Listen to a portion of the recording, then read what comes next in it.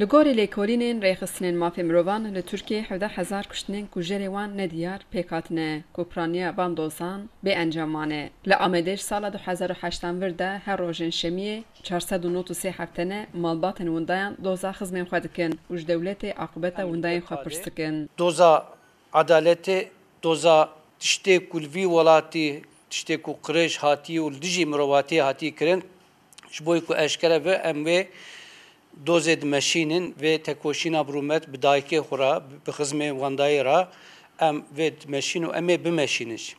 هر روزا دوست کن کو کجر و برپرس ورن جزا کرن. سال 1904 دا عدنان اورهان یزا سالی بیاکو باوی آب و پسماوی پشتی شوتان گندیوان جعلی لشکران هات ندست سر کرن. پشتی کو خانی شوتان جمره گوتن هونه گون ترک بکن هرن. باوی من جی گوتن آب من وانج گوتن منرن. چادر دائمان. پشتی گویم سه چهار رول لومان بر گنده بر گند برخانی خو چادر دا دیسا اپراسیون هات. هاتن باوی من وان kimlik وان گرتن. ام کتم پیشی مگو ام yani ne kaylının bibin. Çünkü uçağı ki de birse yerine dağıt. Mekir nekir birin. Go emjbol yatın. Emre nizanın.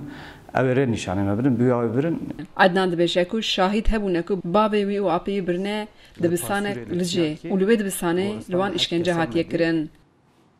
Di salê notî da li gund û başarên Kurdan di dema pevçûnê navbera PKK û artêşa Tirkiyeyê de nêzî 4200 meyt di 384 gorên komî de hatine veşartin. Di dema pêvajoya çareseriyê de 45 gor hatin vekirin, 281 meyt hatibûn derxistin. Komela mafê mirovan li ser internetê nexşereya meytên gorên komî ên li herêmê amade kiribû. Aktivîstê mafê mirovan dide xuya kirin piştî 10 salan hestiyê bavê xwe li gundek Çiyayê Pasurê di gorek komî de dîtine. Hestî 8 kesa kirine torbekî birine goristana bêkesa çuxurkî vekiriye li wê xistine çuxurkî o ser wî çuxurê zî kevirkî ada parsel 76 büyü avı seryaz kiriye o kaydı xuda ava çekirne.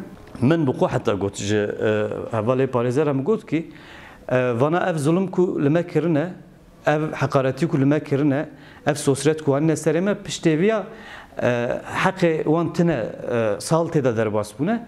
Yani hem maneviyata mere dileyzin hem ji psikolojik yani malbat tevtram va derbastike. Ew dibêje hestiye 8 kesan neha li Pasurê di gorekî daye û dozger nehêştiye ku hestiyan têkin gorên cuda. Wek min bi hezara zarok bavê xwe nedîn. Wek min bi hezara zarok zaroktiya xwe nedîn. Ji bo wî zî yani ev tê vî manê ku ev sistem ku van tişta kirin ji me re deyndar e. Ber awî deyndar e. Em ê dev jê bernedin. Heta ku ev encam kî jê were sendin. Orhan bi salan tevlî çalakiya xizmên hundayan dibe. Lê 3 salin rêveberiya komela mafê mirovan de cêr digire û di komisyona hundayan de xebatan dike. Hacı Can Farqîn, Dengê Amerîka, Amed.